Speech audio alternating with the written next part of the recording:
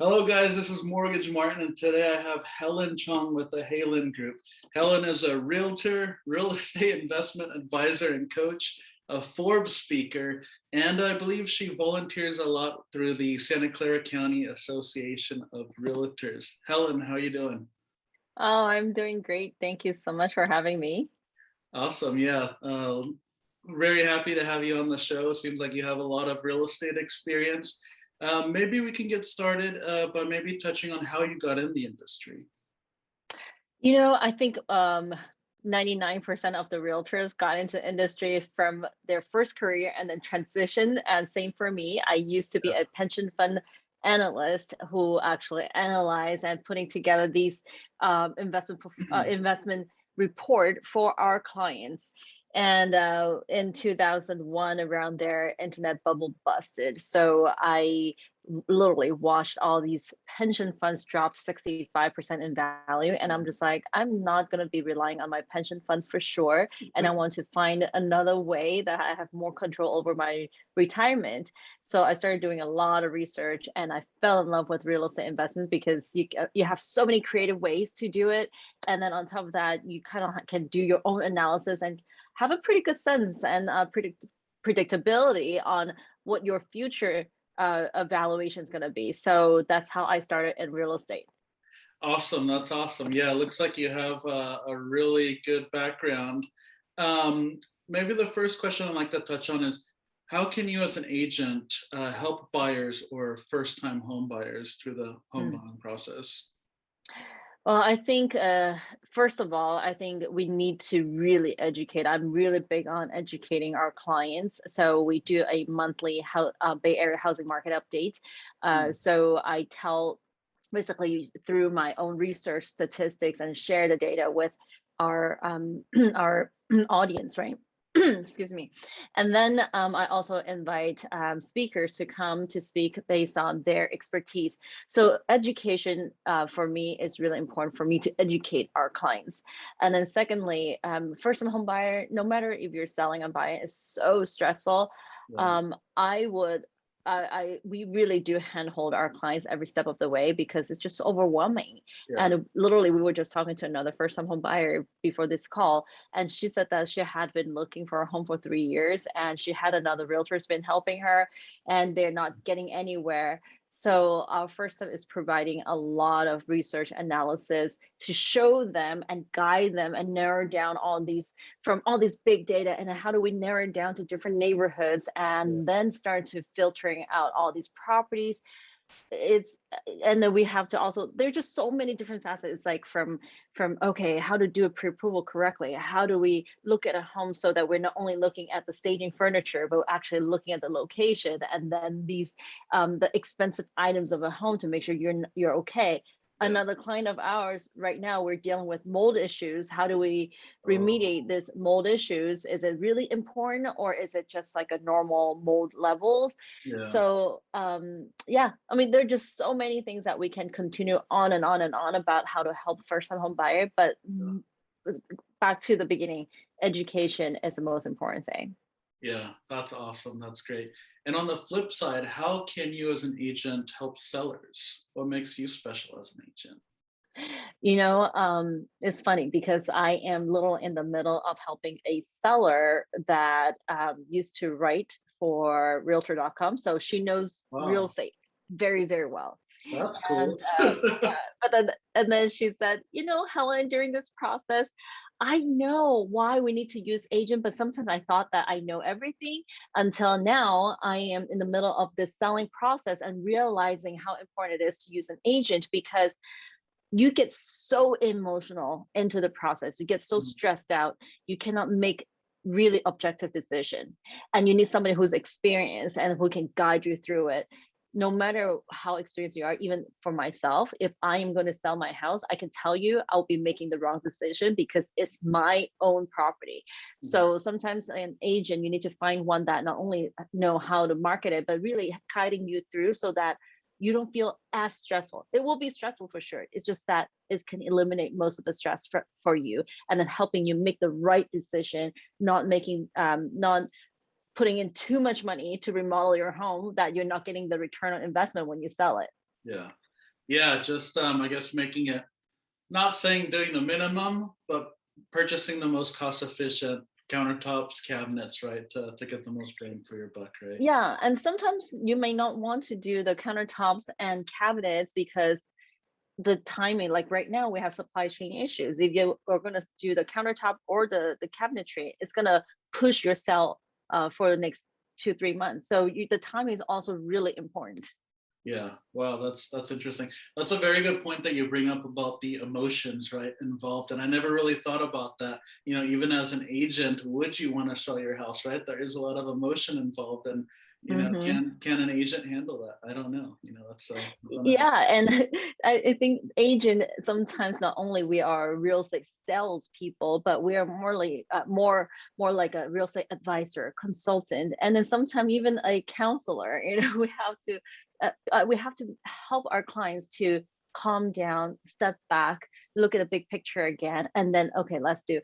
Sometimes we do one step at a time, not to overwhelm our clients. I think that is for as a seller's agent, that is really the most important part, is that not to overwhelm our clients and help them make the right decision when it comes down to selling their property. Yeah, that's awesome. Wow. Yeah, you seem like you have a lot of experience. Out of all of the deals that you've done, what has been one of the, I guess, I don't want to say biggest headaches, but maybe one of the most challenging deals that you've had to deal with, and how did you resolve I used to say that if a deal is smooth and no issues, there's something wrong. Yeah, there's So something wrong, right? I can't go that smooth. There's no way. yeah, it's very rare that you will have a deal that is so smooth and then you'll be like, wait, did we miss something here? So most of the time there's always some issues. And another thing about us as a realtor, we are a problem solver. Yeah. How to solve that problem for our clients the right way. Some of the bigger ones, my goodness, there are just so many. From like right now, I'm dealing with mold issues for a client, and all of a sudden we have to learn about all these terminologies about mold and what kind. Wow. Yeah.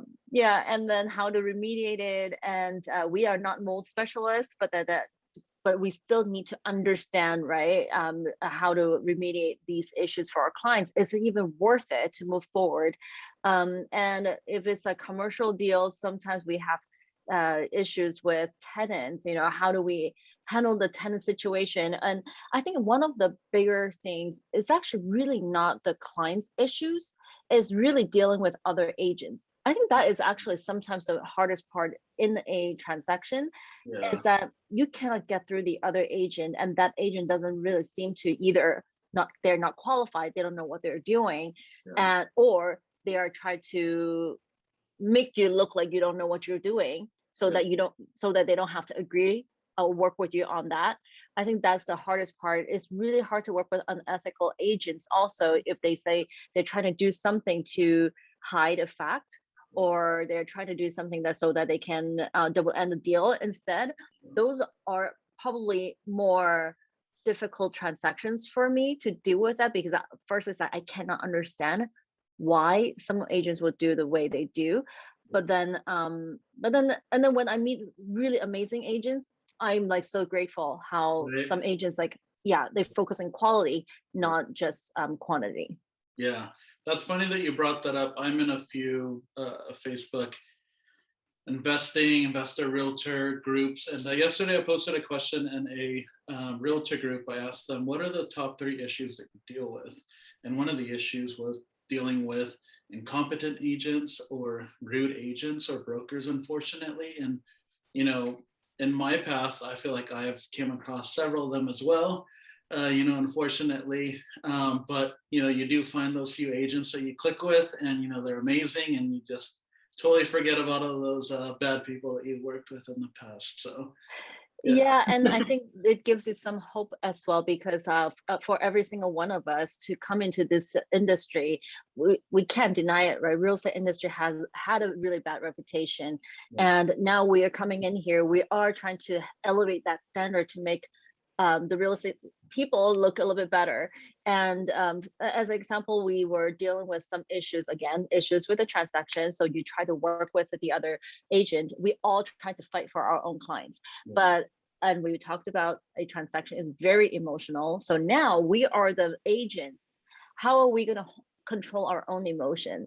And I think sometimes when we are really upset at something, at situation, I mean, their agents just start cursing you up and down, right? And then how do you maintain that, composure? Is like, I'm not going to let him or her get to me. Yeah. And we have dealt with quite a few of those. Yeah, that's unfortunate. Just like every industry, there's good apples and bad apples, right? Yeah, yeah. Things you have to deal Yes. with. Cool. Originally, we chatted about, residential purchases, but you've also mentioned commercial, and I do notice that you have a commercial listed in your background. Can you maybe talk a few minutes about your commercial experience? Yeah, absolutely. So, you know, a lot of people know residential agent and commercial agent, they're pretty separated, to different type of transactions, very different. Again, residential is very emotional, and then commercial is very straightforward, very analytical. Fortunately and unfortunately for me is that I somehow able to manage two quite different personalities. And so I have a multifamily investment background. I love investing in multifamily, and anything 5 units and up, those are considered commercial transactions. Yeah. And for me, when I first started into doing more of these multifamily deals, I found myself not being recognized because I am a residential agent to start. So I had obtained a certified commercial investment member designation. It's called CCIM, which is one of the toughest destinations that you can get in the real estate industry. So that kind of gave me that, kind of backed me up as like, hey, she's legit, she knows what she's doing, and I can run my numbers pretty well. And since then, I'm very involved with CCIM. I'm serving as their second year president for our Northern California chapter. I'm going to be a regional vice president in 2023, and I'm very actively volunteering for the institute as well. So yeah, I mean, commercial is very fun. I do a little bit of the industrial, office, and retail, but really my main focus is helping our clients buying from their first home, like a condo, and then watch them move up to a single family, and then eventually buying multifamily to be part of their investment portfolio. And that goes back to why I came into this industry in the first place, is that how to build that investment portfolio so that you can have a more secured retirement plan. Yeah, that's awesome. Yeah, I'm a really firm believer in multifamily, investing in multifamily as well. And I think that's a very stable investment. So that's really awesome, what you've done and what you're doing. As we close out here, I want to thank you for your time today, and thank you for our listeners who are listening.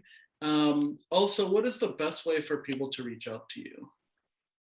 Easily go to our website, haylengroup.com, HAYLENGROUP.com. And, there's our contact information on there, or just simply email me is at helen@haylengroup.com. Awesome. I'll put those in the show notes. And once again, this is Mortgage Martin. You can reach me at mortgagemartin.co. Thank you for listening, and thanks, Helen, for joining today. Thank you so much. See ya.